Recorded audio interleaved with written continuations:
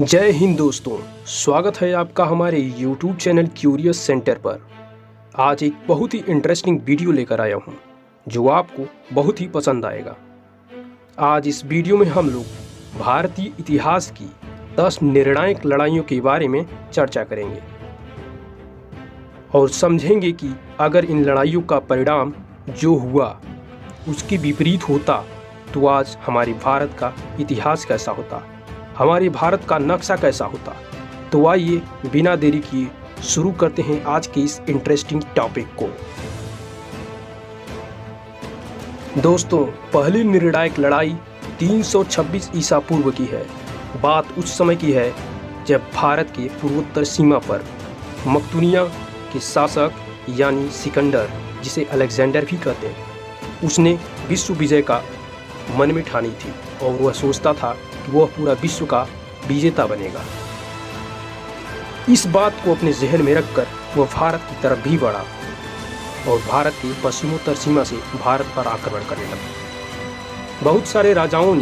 भारत के बहुत सारे राजाओं ने उसकी अधीनता स्वीकार कर ली और उसे हार मान ली। लेकिन जब वह पंजाब के पास पहुंचा तो एक बहुत बहादुर राजा, जिनका वर्णन ग्रंथों में पोरस यानी राजा पुरु के नाम से मिलता है, राजा पुरु ने उससे बहुत ही बहादुरी के साथ लड़ा।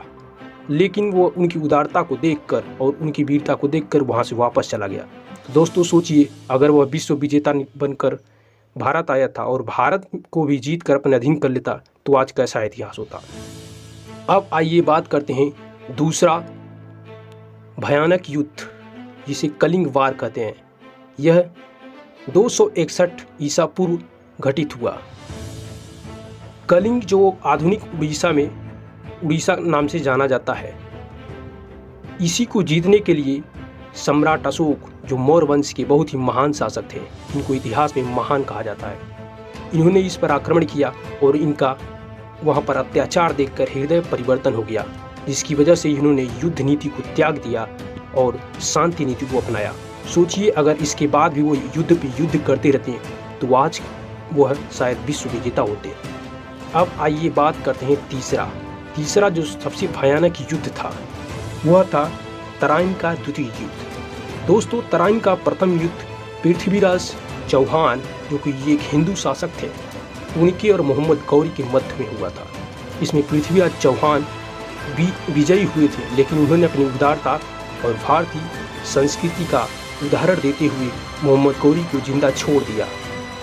और फिर अगले ही एक साल बाद यानी 1192 में फिर से वो वापस आया मोहम्मद गौरी, और उन्होंने पृथ्वीराज चौहान को हराकर उनकी हत्या कर दी और तभी से भारत में मुस्लिम शासक का साम्राज्य स्थापित हुआ। बाद में यह सल्तनत काल के नाम से 300 वर्षों तक चलता रहा।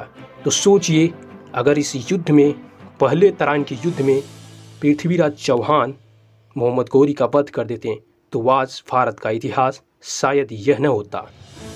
अब आइए बात करते हैं चौथी इम्पोर्टेंट लड़ाई की। तो दोस्तों, चौथी इम्पोर्टेंट लड़ाई जो है वह है 1526 में पानीपत की पहली लड़ाई। जी हाँ दोस्तों, यह लड़ाई इब्राहिम लोदी और बाबर के मध्य में हुई। बाबर, जो कि अफगान यानी काबुल का रहने वाला था, उसने भारत पर आक्रमण किया और सल्तनत काल का ही एक लोदी वंश का शासक था इब्राहिम लोदी। उसने उसको बहुत ही वीरतापूर्वक युद्ध में हराकर उसकी हत्या कर दी और तब से मुगल वंश की स्थापना की। इसलिए बाबर को मुगल वंश का संस्थापक कहा जाता है। और इसी वंश में अकबर महान भी पैदा हुआ था आगे चलकर, वह भी एक महान शासक था। दोस्तों, एक बात बता देना चाहूँगा कि बाबर ने लगभग 4 युद्ध लड़े और 4 साल तक ही भारत में शासन किया और चारों का चारों जीता। इसमें पानीपत का प्रथम युद्ध, खानवा का युद्ध, चंदेरी का युद्ध और घाघरा का युद्ध भी था। अब आइए बात करते हैं 5वां इम्पोर्टेंट युद्ध का, जिसे सामूगढ़ की लड़ाई यानी सामूगढ़ का युद्ध कहा जाता है। दोस्तों, यह लड़ाई लगभग 1657 या 58 के आसपास लड़ी गई। दोस्तों, सामूगढ़ की लड़ाई औरंगजेब और उसके भाई दारा शिकोह के बीच में हुई थी। दोस्तों, ये दोनों शाहजहां के पुत्र थे। दारा शिकोह अकबर की ही तरह महान और विशाल हृदय वाला था। वह हिंदू मुस्लिम एकता की बात करता था, जबकि औरंगजेब एक कट्टरपंथी इस्लामी शासक था। वह चाहता था कि भारत में सिर्फ इस्लाम कबूल करने वाले व्यक्ति ही रहें, और वह इस्लाम का पक्ष बहुत ज़्यादा लेता था। जबकि दारा शिकोह बहुत ही महान शासक था, और शाहजहां भी चाहते थे कि दारा शिकोह को ही आगे बादशाह बनाया जाए। यह बात औरंगजेब को अच्छी नहीं लगी और उसने सामूगढ़ में अपने भाई दारा शिकोह की हत्या कर दी और शासन पर कब्जा कर लिया। अब बात करते हैं दोस्तों छठवीं इम्पोर्टेंट लड़ाई यानी प्लासी का युद्ध। दोस्तों यह बहुत ही भयानक लड़ाई रही। प्लासी का युद्ध 1757 में हुआ। दोस्तों प्लासी का युद्ध भी एक निर्णायक युद्ध था, क्योंकि यही सबसे पहला युद्ध था जो अंग्रेज़ों के विरुद्ध हुआ था।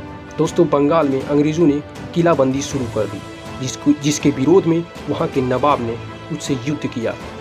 पहले युद्ध में तो उसने अंग्रेज़ों को वहाँ से भगा दिया, लेकिन फिर अंग्रेज़ जब इकट्ठा होकर वापस आए तो उन्होंने बंगाल के नवाब को हरा दिया, और इस तरह बंगाल में सबसे पहले ब्रिटिश साम्राज्य स्थापित हुआ। और उसके बाद उनका हौसला बढ़ा और उन्होंने विश्वास के साथ पूरे भारत पर कब्जा करने की ठानी।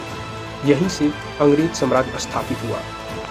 अब दोस्तों बात करते हैं सातवां इम्पोर्टेंट लड़ाई जो थी, वह था पानीपत की तीसरी लड़ाई।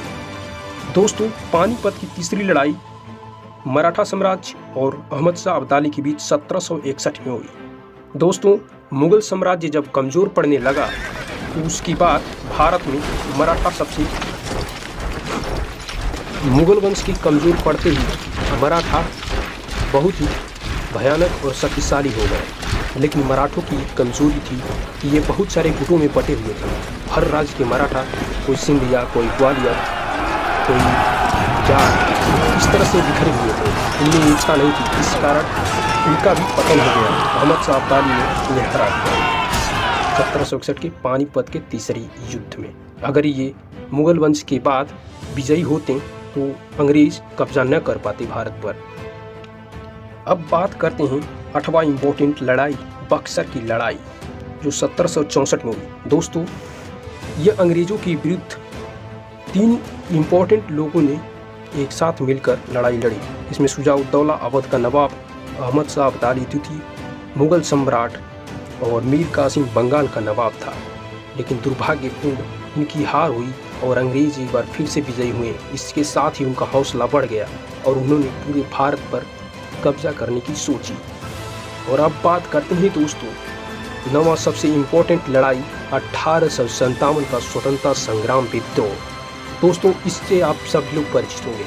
लक्ष्मीबाई, इनको तो जानते ही होंगे, मंगल पांडे जो कि एक वीर सेनानी थे, और मुगल वंश का अंतिम व्यक्ति बहादुर शाह जफर, और साथ ही साथ नाना तोपे, तात्या तोपे, नाना इत्यादि लोगों ने 1857 में अंग्रेज़ों के विरुद्ध, उनके अत्याचारों के विरुद्ध एक बहुत बड़ा स्वतंत्रता आंदोलन चलाया, जो पूरे भारत में लगभग चला। इससे अंग्रेज़ों की नींव बहुत कमज़ोर हो गई थी और अंग्रेज़ भयभीत हो गए। उनको डर लगने लगा कि कहीं हमारा साम्राज्य बिखर न जाए। लेकिन अंग्रेज़ बहुत चतुर निकले और इसका पूरा फल नहीं मिल पाया। अगर वहीं पर स्वतंत्रता आंदोलन ज़बरदस्त रहता तो आज भारत पहले ही आज़ाद हो चुका रहता। अब आइए दोस्तों लास्ट और इम्पोर्टेंट लड़ाई नहीं कही जा सकती, लेकिन बहुत बड़ी घटना थी। दोस्तों 1947 में भारत का विभाजन हुआ। ये तो आप सभी लोग जानते हैं। भारत और पाकिस्तान नामक 2 देश मिले, जिसमें पाकिस्तान से कुछ लोग आए भारत, भारत से कुछ लोग गए पाकिस्तान। दोस्तों ये भारत के पहले का नक्शा 1947 का देखिए और 1947 के बाद का देखिए, इसमें बहुत परिवर्तन हो गया। अगर बंटवारा न हुआ होता तो दोस्तों आज हमारी जनसंख्या लगभग 167 करोड़ होती, जो कि भारत में विश्व में सबसे नंबर 1 पर रहती है। और दोस्तों इसका क्षेत्रफल 32.8 लाख वर्ग किलोमीटर है, लेकिन बाद में तब और रहता। लेकिन इससे कोई फर्क नहीं पड़ता दोस्तों। इतनी सारी बातें मैंने आपको बताई, और उसके बाद भी कई लड़ाइयाँ हुई, जैसे चीन के साथ 1962 में, 1965 में पाकिस्तान के साथ फिर 1971 में हुई और 1999 में करगिल का युद्ध हुआ। तो दोस्तों, कैसा लगा आपको ये वीडियो बताइए, और आप ये भी बताइए कि सबसे अच्छा और निर्णायक लड़ाई कौन थी, कमेंट में बताइएगा। और साथ साथ हमारे YouTube चैनल को सब्सक्राइब करिए, बेल आइकन को भी दबाइए ताकि लेटेस्ट अपडेट आपको मिलता रहे। जय हिंद।